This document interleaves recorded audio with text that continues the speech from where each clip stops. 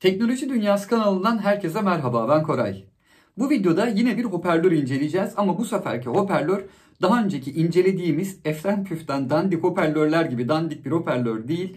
Daha küçük, taşınabilir ve ses kalitesi gerçekten güzel. Xiaomi markasına ait Mi Compact Bluetooth Speaker 2 modelini inceliyor olacağız. Gerçekten küçük bir hoparlör, tam avucumun içine bile sığmıyor, o kadar küçük. Yani şu kadar bir şey işte. Bu video içeriğinde dediğim gibi hoparlörün kutu açılışını, incelemesini, ne gibi özellikleri var onları ve ardından da bu alınır mı alınmaz mı ya da alınacak fiyata değer mi beraber değerlendiriyor olacağız. İçeriye geçmeden önce kanalıma abone değilseniz abone olup bildirim zilini açmayı ve videomu beğendiyseniz de beğen tuşuna basmayı unutmayın. Hadi şimdi kutu açılışına başlayalım.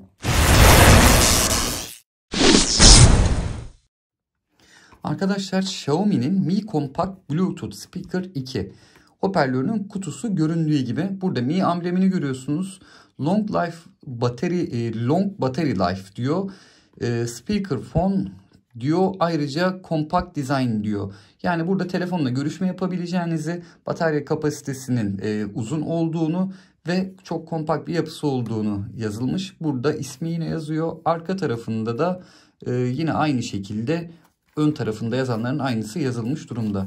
Kutu içeriğinden neler çıkacak? Şimdi beraber bakalım. Böyle bir garanti belgesi. Xiaomi garanti belgesi diye arka tarafı kaşeli, imzalı bir 2 yıllık garanti belgesi gördüğünüz gibi bulunmakta. Xiaomi'nin ürünlerini ben oldum olası beğeniyorum. Zaten birçok Xiaomi ürünü kullandım ve her birinin incelemesini de yapmaya çalışıyorum elimden geldiğince. Burada bir kullanım kılavuzu ya da hayır, bu kullanım kılavuzu değil.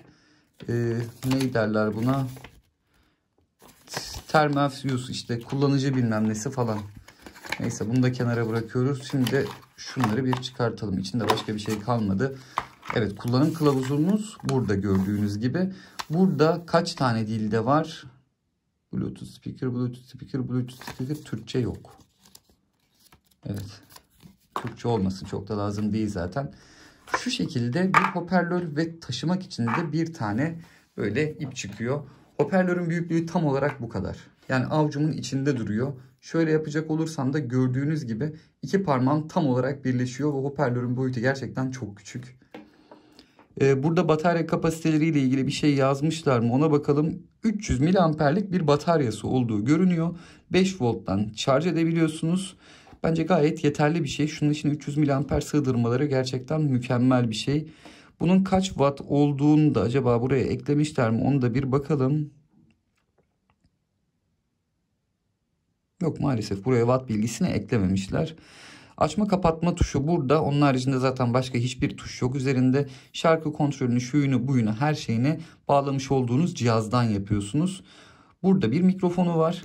Şunu da şu şekilde takacak olursanız, buradan geçirecek olursanız yanınızda böyle elinizde taşıyıp sokaklarda sallaya sallaya müzik dinleyebilirsiniz. Ayrıca çocuğunuz varsa biz oğlumla şöyle bir oyun oynayacağız sanırım. Bunu böyle yuvarlayacağız birbirimize. Burada ceviz adam falan çalacak. Beraber onu dinleyeceğiz. Şarj etme girişi burada. İçerisinden herhangi bir kablo çıkmıyor gördüğünüz gibi. Micro USB bir şarj girişine sahip. Eğer şarj etmek isterseniz micro USB bir kabloya ve bir adaptöre ya da adaptörü olmasa dahi takacağınız bir USB girişe ihtiyacınız var. Yani içerisinden söylediğim gibi bir kablo çıkmıyor.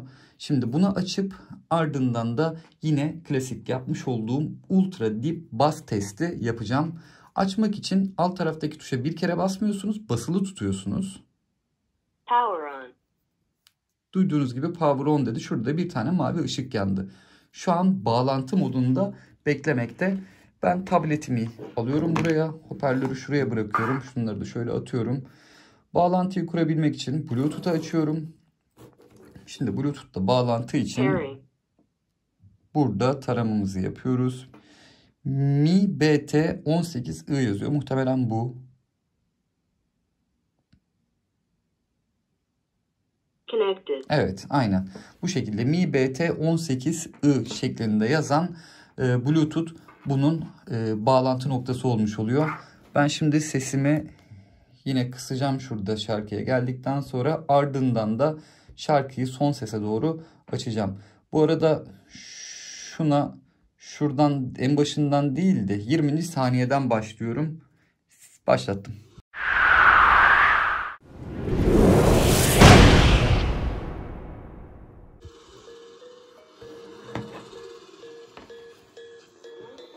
Bu arada ses çok temiz.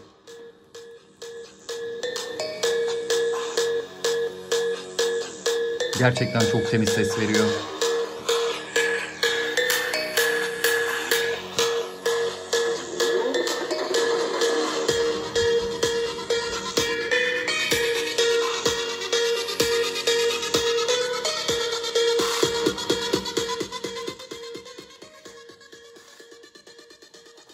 Evet arkadaşlar, gerçekten ses kalitesi mükemmel. Ayrıca şu kadarlık şeyin içerisinden bas da veriyor. Nasıl yapıyor bunu anlamadım. Fiyatı ve performansı bakımından çok üstün bir cihaz. Yani daha önce tanıttığım hoparlörler vardı. Kablosuz hoparlörler. Onlara 5 basacak bir cihaz. Boyutuna aldanmayın, sesi gerçekten gördüğünüz, daha doğrusu duyduğunuz gibi yüksek ve çok net bir ses veriyor. Kesinlikle boğuk değil veya derinlerden gelen bir ses değil. Seste herhangi bir bozulma yok ve şu kadarcık şeyden tekrardan söylüyorum, bas çıkıyor. Kullanımı gayet basit, gördüğünüz gibi basılı tutup açıyorsunuz, basılı tutup kapatıyorsunuz. Telefon görüşmeleri yapılabiliyordu yanlış hatırlamıyorsam. Evet, telefon görüşmelerinde bundan yapabiliyorsunuz. Onun haricinde de herhangi bir Bluetooth özelliği olan cihaza bağlayıp ondan parçalar, müzikler dinleyebiliyorsunuz. 300 miliamperlik bir bataryası olduğunu söylemiştim içerisinde. 300 miliamperlik batarya sizin kullanım şeklinize ve ses yüksekliğine göre bir süre gösterecektir. Yani şarjı tam şu kadar dayanır, bu kadar dayanır gibi bir şey maalesef ki söyleyemiyorum. 2 saat kullanımda da bitirebilirsiniz. Maksimum ses kapasitesinde veya daha uzun sürelerde de bunu kullanabilirsiniz. Açıkçası bataryasını tam şarj edip aralıksız en yüksek sesle müzik açarak bir test edeceğim ben bunu. Ardından da ne kadar süre dayandığını da açıklamalar kısmında sizlerle paylaşıyor olacağım. Benim videoda bahsedeceklerim bu kadardı. Xiaomi'nin Compact Bluetooth Speaker 2 videom bu şekildeydi. Ve hoparlörü ben söylediğim gibi gerçekten beğendim. Eğer almayı düşünürseniz benim Trendyol'da satın almış olduğum satın alma linkimi de açıklamalar kısmına ekleyeceğim. Veya daha uygun bir fiyata bulursanız tabii ki daha uygun bir fiyata olan yerden de almanızı tavsiye ediyorum. Videomu beğendiyseniz beğen tuşuna basmayı unutmayın. Eğer kanalıma hala abone değilseniz abone ol kutucuğunu kullanarak abone olabilirsiniz. Bir sonraki videoda görüşmek dileğiyle, kendinize iyi bakın.